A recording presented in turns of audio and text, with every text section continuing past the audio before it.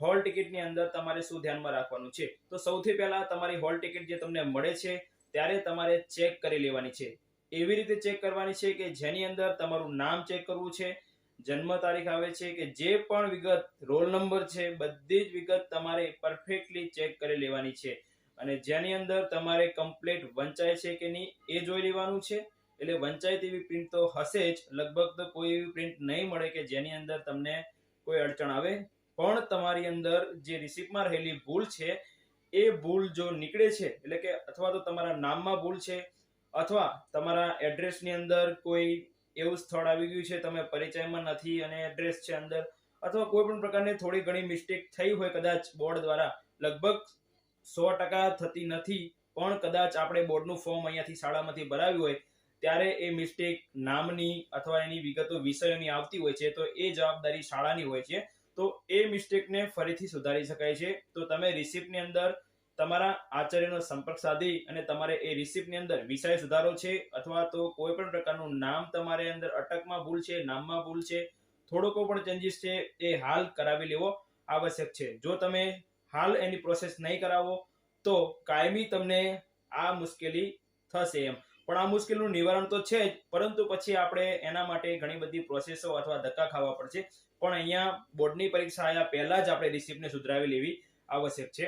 Receipt મળ્યા પછી નીચે આપણે ચેક કરી લેવાનું કે તમારે આચાર્યના સહી સિક્કા, વર્ગ શિક્ષકના સહી સિક્કા, તમારી સહી પણ કરી લેવાની છે અંદર સાથે, અને ઉપર ફોટો પણ તમારો જોઈ લેવાનો છે કે તમારો છે કે નહીં એમ. એટલે આ બાબતોની ખરાઈ કરી અને રિસિપ્ટની તમારે થોડી 2-3 GB અથવા 4-5 જેટલી ઝેરોક્સો કરાવીને મૂકી દેવાની છે.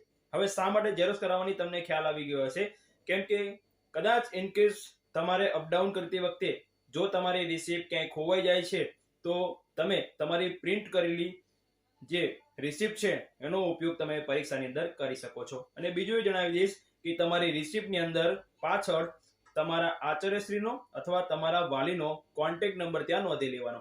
કેમ કે તમારી રિસિપ્ટ જેવી જ ખોવાઈ જશે, એવી કોઈને મળી જશે કદાચ, તો એ તમને કોન્ટેક્ટ કરી અને તમારી રિસિપ્ટને તમારા સુધી પહોંચાડી દેશે. બીજું એક જણાવી દઈશ કે આ રિસિપ્ટ તમારે પરીક્ષા પૂરી થાય ત્યાં સુધી જ નહીં, પરંતુ તમારે આ રિસિપ્ટ છેક આજીવન સુધી સાચવી શકો છો. કેમ કે એનો ઉપયોગ શું થશે એ જણાવી દઉં. જેમ કે સૌથી પહેલા તો રિસિપ્ટ તમારા માટે એક પ્રવેશ પત્રિકા છે, એટલે કે તમે વર્ગખંડમાં અથવા શાળામાં એન્ટર થાવ ત્યારે એના વગર તમને એન્ટ્રી મળશે નહીં એમ. એટલે કે એના વગર તમે પેપર દઈ શકશો નહીં. બીજું તમને જણાવી દઉં કે એ હોલ ટિકિટ છે એની અંદર તમારે જ્યારે વર્ગખંડની અંદર આવેલા વર્ગ નિરીક્ષક છે, એટલે કે જે સુપરવાઇઝર હશે, એની સહી તમારે અંદર લેવાની છે. અને ત્યાં તમારે બારકોડ નંબર ઉપર, જે બારકોડ સ્ટીકર ઉપર નંબર આપ્યો હોય છે, એ નંબર પણ તમારે રિસિપ્ટમાં નોંધવાનો હોય છે.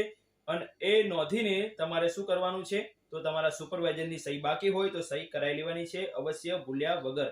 કેમ કે એનો ઉપયોગ ક્યાં થાય છે તો આપને જણાવી દઉં કે જ્યારે પણ સમજી લો કે તમે મેથેમેટિક્સ અથવા વિજ્ઞાનનું પેપર આપ્યું છે અને તમને 100% વિશ્વાસ છે કે પેપર સારામાં સારું લખ્યું છે, માર્કિંગ પણ 100% વિશ્વાસથી આવી શકે એમ છે, અને કદાચ રિઝલ્ટ આવે ત્યારે તમારું રિઝલ્ટની અંદર જેવું ધાર્યું હતું એવું રિઝલ્ટ તમને મળતું નથી, તો તમે રીચેકિંગની અંદર આ રિસિપ્ટનો ઉપયોગ કરી શકો છો.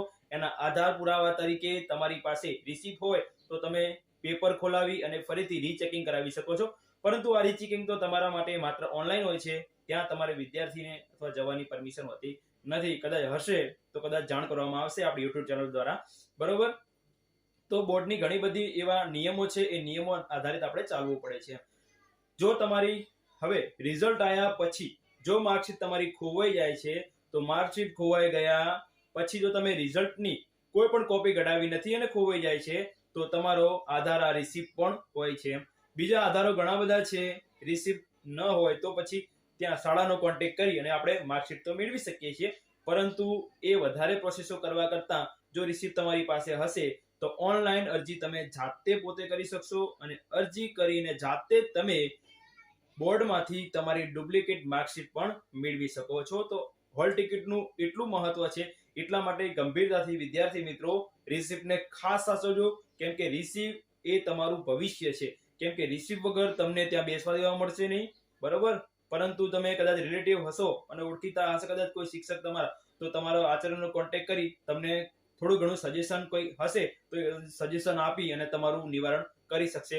પણ આ મારી વાત ધ્યાનમાં રાખજો, કેમ કે આપણે એવી મુશ્કેલીમાં આવું નથી, ડિપ્રેશનમાં આવશું, પરીક્ષાનું ટેન્શન વધી જતું હોય છે એક બાજુ, તો આપણે ગભરાયા વગર ત્યાં પરીક્ષા આપવાની છે. વર્ગખંડમાં આવેલા શિક્ષક આપણા શિક્ષક હોય છે. આપણે સમજી લેવાનું છે કે આપણા શિક્ષક આવ્યા ગયા છે અને આપણે શાંતિથી કોઈ વિદ્યાર્થીને ડિસ્ટર્બ કર્યા વગર પરીક્ષા આપવાની છે. તો સર્વ વિદ્યાર્થીને પરીક્ષાની શુભકામનાઓ, અને સાથે જણાવીશ કે ધોરણ 10 ના વિદ્યાર્થીઓની પણ ટૂંક સમયમાં હોલ ટિકિટ આવી પણ જશે.